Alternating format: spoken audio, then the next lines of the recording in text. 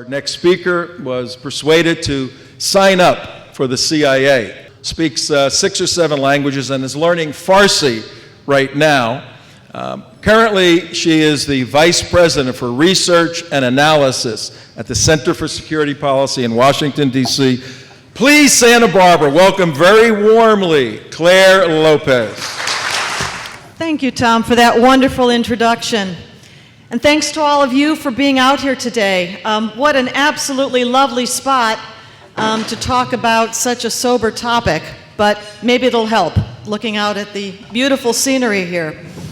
We're here today because our leadership, President Barack Obama, Secretary of State John Kerry, are negotiating with Iran over a deal that would tackle Iran's nuclear weapons program, supposedly. Now, the problem before us is that the Islamic Republic of Iran is run by a group of clerics, mullahs, kept in power by the guns of the IRGC, Islamic Revolutionary Guard Corps, and they believe they are very faithful, practicing Muslims. They believe that they are. Now, unfortunately, according to Islamic law, which they follow quite closely, if you look at the Constitution of Iran, it is obligatory for Muslims to lie to non-Muslims if the objective to be achieved is likewise obligatory, as would be the acquisition of a deliverable nuclear weapons system for Iran. So right off the bat, we've got our leadership negotiating with a leadership of Iran that believes its religious duty is to lie to us. What could go wrong? So, from the very beginning of Iran's nuclear weapons program, which began in the 1980s under the Ayatollah Khomeini, the program was kept clandestine. It was secret for about 14 years, until the year 2002, when the Iranian opposition group, the National Council of Resistance of Iran, blew the lid off the program publicly in some press conferences with imagery from satellites and other information.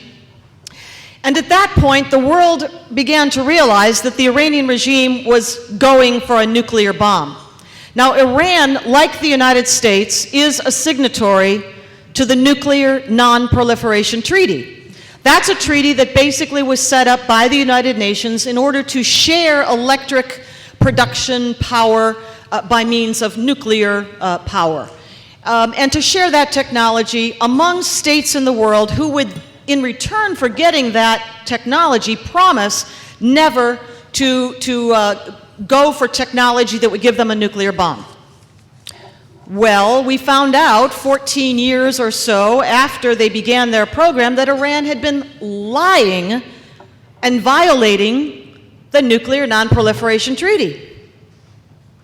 There weren't any very serious consequences, but the IAEA, that's the International Atomic Energy Agency, it's the UN's monitoring agency for nuclear programs under the NPT, as we call it, began to investigate some of these sites that had been revealed. And those sites very quickly became open and show places. But at the same time, the actual Iranian nuclear weapons program moved literally underground. It moved into mountains, under bunkers, tunnels, and was dispersed around the country. It's a very mountainous country, as you may know, and there are lots of places that are very suitable for digging these different facilities underground, and that's what they did. And the Western powers, we call it the P5+1. P5 refers to the 5 permanent members of the UN Security Council. The +1 is Germany. Those are the negotiating powers, along with the IAEA, together with Iran, that have come up with this disastrous deal that Tom has just mentioned, the JCPOA, Joint Comprehensive Plan of Action. Now, that negotiation process began, what else? In secret, between the United States of America, John Kerry, then Senator John Kerry, and the head, the chairman of the Senate Foreign Relations Committee, began these talks in secret in 2011 using Oman, the country of Oman, as a location for, the Sultan of Oman was the mediator for the talks. They went on in secret. We didn't even bother to tell our closest ally in the Middle East and the number one target in the Middle East for Iran's nuclear weapons program, Israel, about the talks. Israel had to find out from Saudi Arabia. That's how they found out. So the talks went on for these several years, and we have now arrived at this so-called agreement that was reached in Lausanne, Switzerland, back in July of this year, 2015. What's in the deal? The deal says, okay, you can keep enrichment, you can keep your entire nuclear weapons infrastructure. You don't have to take anything apart, you don't have to dismantle anything, you don't have to get rid of anything. You get to keep all your centrifuges. You get to keep all of your enriched uranium, but you're supposed to dilute it down a little bit, make it less usable for a nuclear bomb. You get to keep all of your plutonium-producing facility at Arak, which you heard Tom talk about. You're just going to swap out the core somehow and make it less ready to produce plutonium to make a bomb. They get to keep all of their ICBMs, that's intercontinental ballistic missile. The intercontinental part, that's not for Israel. They've got short-range and medium-range missiles for Israel. Intercontinental, that's for us. They get to keep all those. That's not even on the table. They get to do research on more and better, faster centrifuges while they keep all of the centrifuges they currently have. They just have to unplug some of them.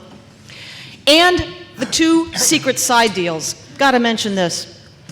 Two congressional members went over to the IAEA in Vienna in July, late July, and they found out that there are two secret side deals to this bigger deal.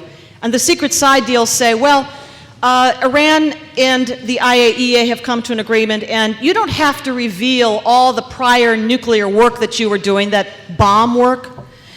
You don't have to talk about that. You don't have to reveal that, come clean on that. And also, by the way, if you want to collect your own samples, you know, you just go right ahead and you get your own samples. Please televise it for us, you know, take a video. And you can submit that to the IAEA, and that'll be good enough. We'll you know, Lance Armstrong takes his own urine samples kind of thing. This works. So this is the deal. They keep all of this. And this is only a legitimization by the international community of Iran's overt nuclear weapons program. This paves the way through the 10 or 15 years or so of the agreement to them being able to break out at the end of that time with all the newer, faster, better centrifuges, everything that they're doing, but they have to keep it on hold for 15 years. This doesn't even address the covert nuclear weapons program, the one that I said went under the tunnels and the bunkers and the tunnels under the mountains. Doesn't even address that. Not even on the table for discussion. They don't have to talk about the military dimensions to this deal. What else do they keep? I really want to mention this before I finish, and that is they get to keep 4 American citizen hostages that you just heard Tom talking about. One of them is a Christian pastor. His name is Saeed Abedini. He's in jail in Iran because he's a Christian. Former U.S. Marine, his name is Amir Hekmati. The former bureau chief of the Washington Post in Tehran, his name is Jason Rezaian. And he was recently put on a show trial, a kangaroo court of a show trial. We don't know the outcome of that quite yet. And then the 4th person is the former FBI agent Robert Levinson, held for many years now. We should not even be talking to this regime until our 4 American citizen hostages are home, safe and sound.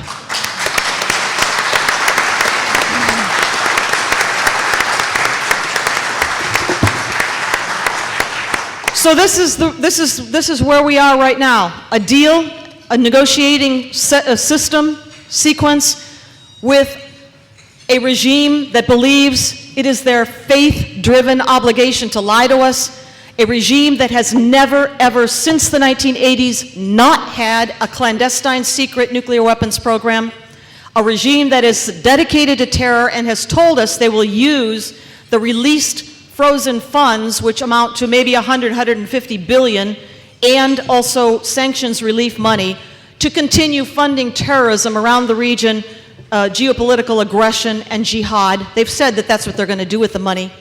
This is who we're negotiating with. This is where we get the JCPOA.